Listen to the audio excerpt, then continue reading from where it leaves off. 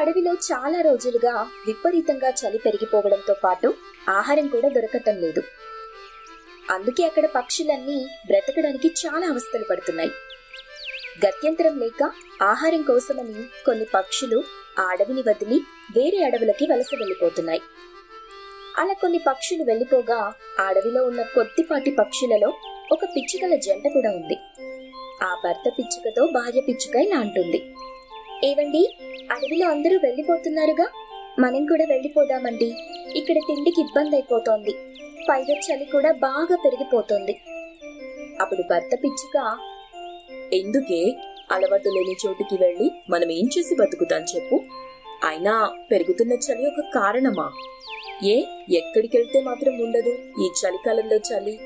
అందుకే ఇదే అడవిలో ఉందాం.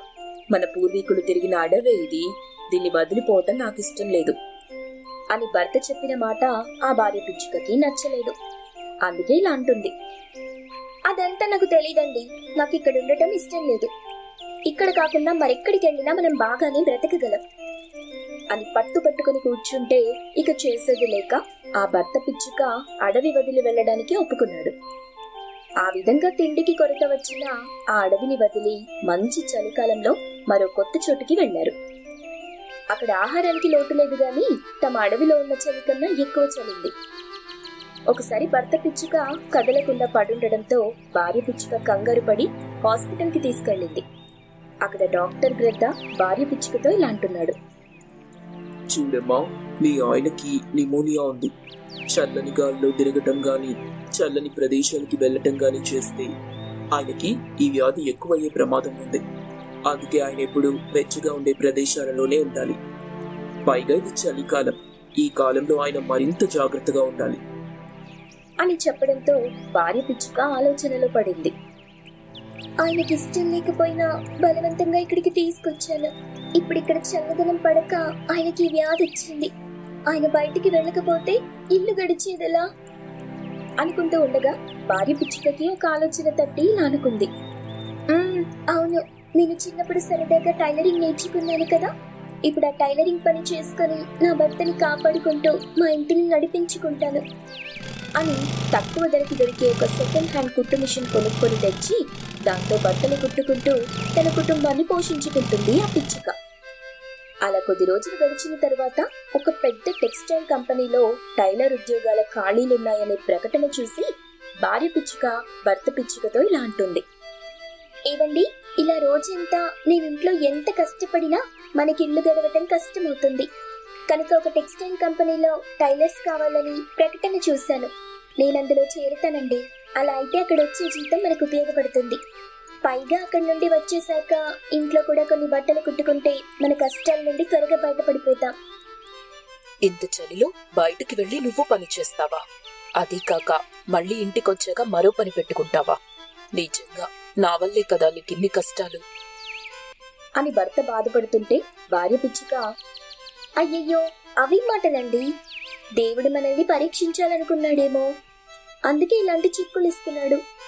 కొద్ది రోజుల తర్వాత అన్ని సర్దుకుంటాయిలేండి. ఇంకెంత, మరో 2 నెలల్లో ఎండాకాలం వచ్చేస్తుంది. అప్పుడు మళ్ళీ మనం అడవిలోకి తిరిగి వెళ్ళిపోదాం. అప్పటి వరకు ఈ టైలరింగ్ పని చేస్తే మనకి మంచిది అని భర్తని సమాధానపరిచి టెక్స్టైల్ కంపెనీలో టైలరింగ్ పనికి చేరింది. అలా పగలంతా కంపెనీలో టైలరింగ్ పని చేసుకుని మళ్ళీ సాయంత్రం చలిలో ఇంటికొచ్చి ఇంటి దగ్గర బట్టలు కుట్టుకుంటూ చాలా అవస్థలు పడుతుంది భార్య పిచ్చుక. ఒకరోజు వాళ్ళ కంపెనీ మేనేజర్ చిలుక పిచ్చుక కష్టాన్ని చూసి ఇలా అంటుంది, చూడమ్మా, కొద్ది రోజులుగా నువ్వు పడుతున్న కష్టాన్ని చూస్తున్నా. అందుకే నీకు ఒక ఆఫర్ ఇస్తాను. నువ్వు ఇక్కడికి వచ్చి చేసే పనిని మీ ఇంట్లోనే ఉండి చేసినాగా నేను ఎండి గారితో మాట్లాడతాను. అప్పుడు ఇదే పనిని నువ్వు ఇల్లు కదలకుండా చేసుకోవచ్చు. ఏమంటావు? అప్పుడు ఆ భార్య పిచ్చుక ఇలా బదులిచ్చింది, చాలా దయ చూపిస్తున్నారు సార్. మీరు ఈ పని చేస్తే నాకు చాలా సాయం చేసిన వారు అవుతారు.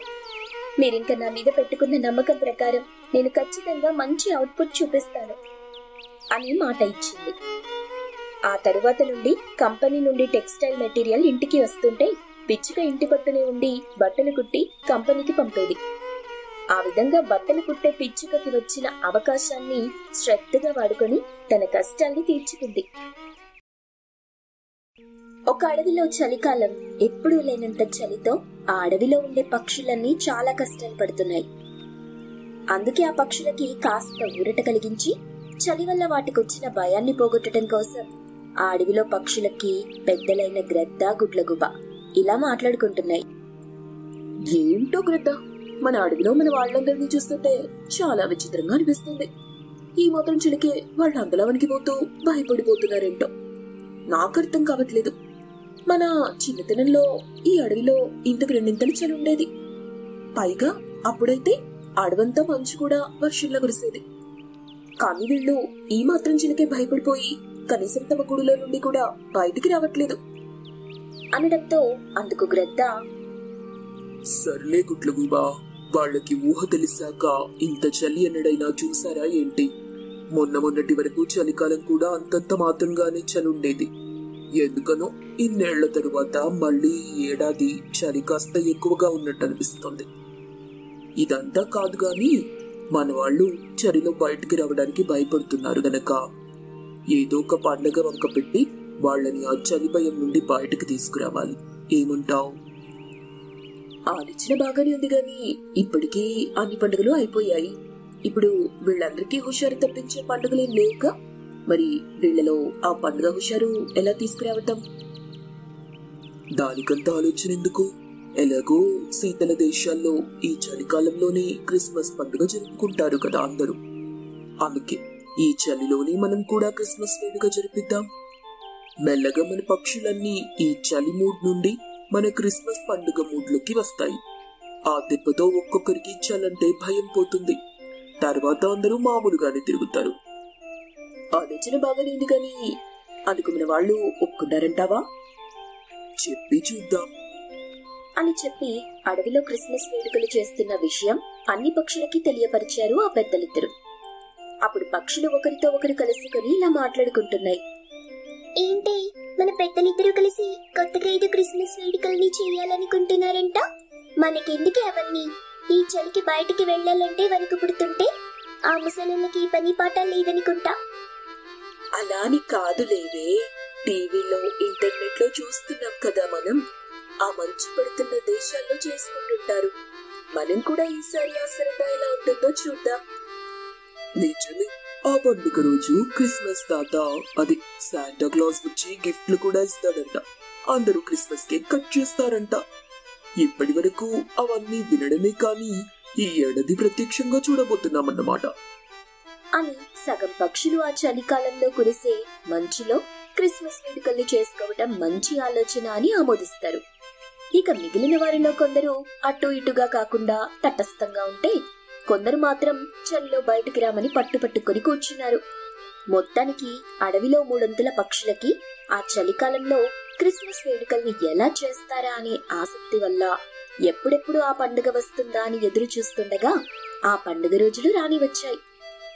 అప్పుడు పెద్దలైన గ్రద్ద, గుడ్లగూబ అందరినీ ఒక చోట చేర్చి ఇలా అంటున్నారు. సరే సరే, ఈ చలికాలంలో అందరూ క్రిస్మస్ వేడుక జరుపుకోవడానికి ఒప్పుకున్నందుకు సంతోషం. సరే, ఇప్పుడు మనమందరం పనులు పంచుకుంటేనే తేలికగా క్రిస్మస్ చేసుకోగలం. ఒక పని చేద్దాం. పావురం, కాకి, పిచ్చుక, మీరు ముగ్గురు క్రిస్మస్ ట్రీని తీసుకొచ్చి దాన్ని చక్కగా డెకరేట్ చేయండి. చిలుక, మిగిలిన వాళ్ళకి కూడా ఇలాంటి పనులు షేర్ చేస్తాం. అందరూ కలిసి పని షేర్ చేసుకుంటే తొందరగా అన్ని ఏర్పాట్లు పూర్తయిపోతాయి అని చెప్పి అందరికీ తలో పని అప్పచెప్పి గ్రద్ద, గుడ్లగూబ మాత్రం అందరి కోసం క్రిస్మస్ గిఫ్ట్లు, టోపీలు తీసుకురావడానికి వెళ్లి తీసుకొచ్చారు. ఆ తర్వాత గ్రద్ద శాంటాక్లాస్ డ్రెస్ వేసుకుని అన్ని పక్షులకి గిఫ్ట్లు ఇచ్చి అందరూ కలిసి క్రిస్మస్ కేక్ కట్ చేసుకుని తిని అసలు చలి విషయమే మర్చిపోయి ఆ మంచులో వాళ్ళందరూ చాలా సంతోషంగా ఆ ఏడాది క్రిస్మస్ వేడుకల్ని చాలా ఘనంగా చేసుకున్నారు. అప్పుడు పక్షులన్నీ కలిసి ఆ పెద్దలతో ఇలా అంటున్నాయి. చాలా సంతోషంగా ఉంది గ్రద్ద, మీరిద్దరూ కలిసి ఈ చలికాలంలో ఇలా క్రిస్మస్ పండుగ జరిపించడంతో పాటు అందరం ఇన్నాళ్ళు భయపడే చల్లంటే భయం పోగొట్టేశారు. అవును, మీ ఇద్దరికి చాలా ధన్యవాదాలు అని చెప్పి అడవిలో అన్ని పక్షులు తమకి కొత్త అనుభూతిని మిగిల్చిన ఆ గ్రద్ద, గుడ్లగూబకి థ్యాంక్స్ చెప్పుకున్నారు.